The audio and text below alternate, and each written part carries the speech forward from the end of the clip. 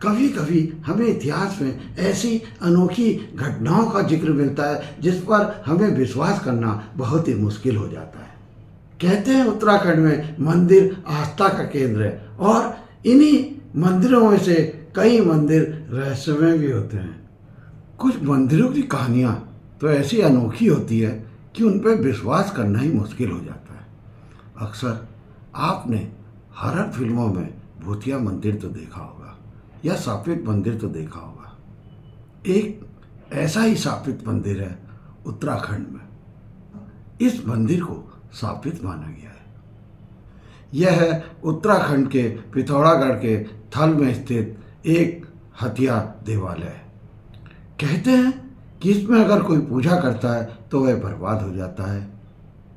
नमस्कार दोस्तों, मैं आपका दोस्त कैलाश उपाध्याय आपके अपने KTV चैनल पर आप सभी बहनों भाइयों का स्वागत करता हूँ। दोस्तों, इस बार हम लेके आए उत्तराखंड के एक ऐसे मंदिर की कहानी।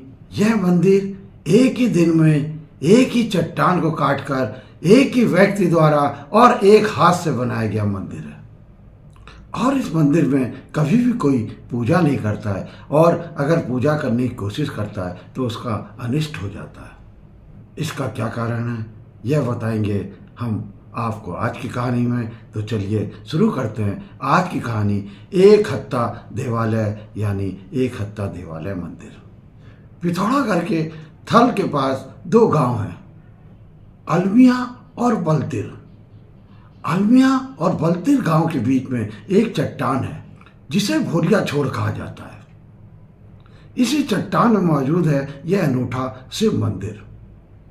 इस बात की कोई स्पष्ट जानकारी नहीं है कि यह मंदिर कब बना, लेकिन इस मंदिर को स्थापत्य कला को देख के जाना जा सकता है कि यह मंदिर कत्यूर राज में बना। यह मंदिर जितना रोचक है उतनी रोचक है इस मंदिर की कहानी। एक हत्या देवालय मंदिर के पीछे यह कहानी मशहूर है। गांव वालों के मुताबिक इस गांव में एक मूर्तिकार रहता था जो पत्थरों को काटकर मूर्तियां बनाया करता था। कहते हैं कि एक दुर्घटना में उसका एक हाथ कट गया। वह मूर्तिकार एक हाथ के द्वारा ही मूर्तियां बनाना चाहता था, लेकिन स्थानीय लोग उसकी मजाक बनाते थे कि तुम एक हाथ से क्या मूर्ति बनाओगे। इन उल्हानों से तंग आकर मूर्तिकार ने यह तय किया कि वह इस गांव को छोड़ देगा और किसी दूसरे गांव में जाके बच जाएगा। गांव छोड़कर जाने से पहले वह मूर्तिकार अपने साथ अपने औजारों का थैला लेकर निकल पड़ा।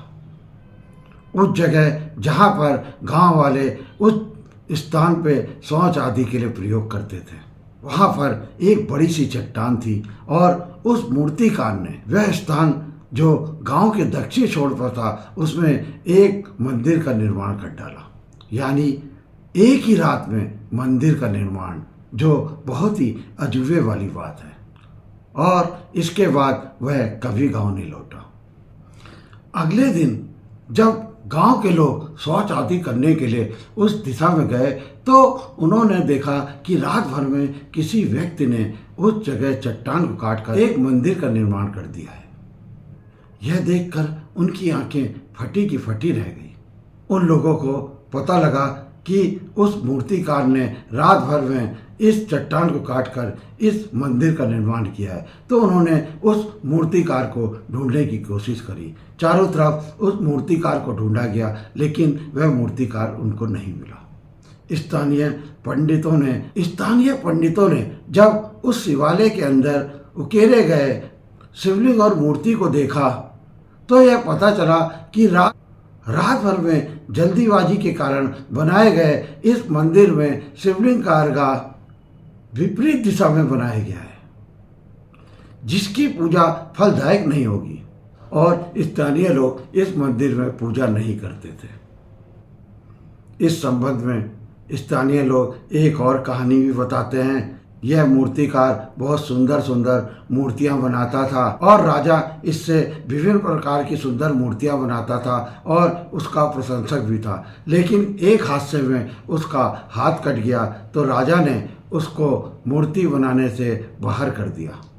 इससे आहत होकर उस कारीगर ने राजा को सबक सिखाने के लिए एक ही रात में एक ही हाथ से इस मंदिर का, एक ही चट्टान पे मंदिर का या शिवालय का निर्माण किया।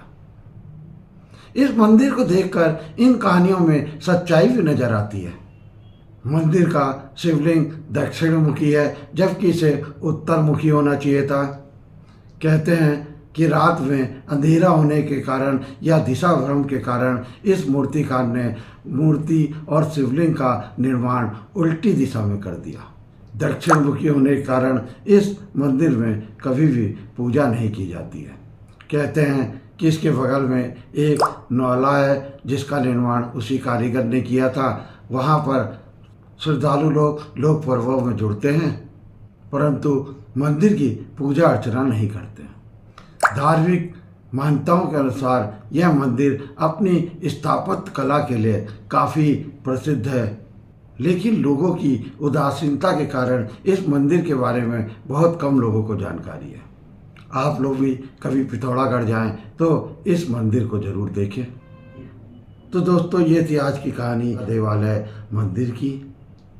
अधिक प्रचार प्रसार न होने के कारण इस मंदिर की स्थापत्य कला को लोगों को देखने का अवसर नहीं मिलता, और हमारी भी यही कोशिश रहती है कि हम उत्तराखंड के अनूठे मंदिरों, रहस्यों, कहानियों और महान व्यक्तियों के बारे में उन लोगों को बताएं जिनको उनके बारे में नहीं पता है, तथा नई पीढ़ी को अपने उत्तराखंड के रोचक इतिहास के बारे में जानकारी दें, जिससे वे अपनी संस्कृति से जुड़ सकें।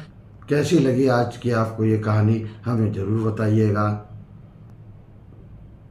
अगली कड़ी में एक नए किस्से, एक नई कहानी के साथ हम फिर आपके सामने हाजिर होंगे। तब तक के लिए अपने दोस्त कैलाश उपाध्याय को आज्ञा दीजिए। नमस्कार, जय हिंद, जय भारत, जय उत्तराखंड।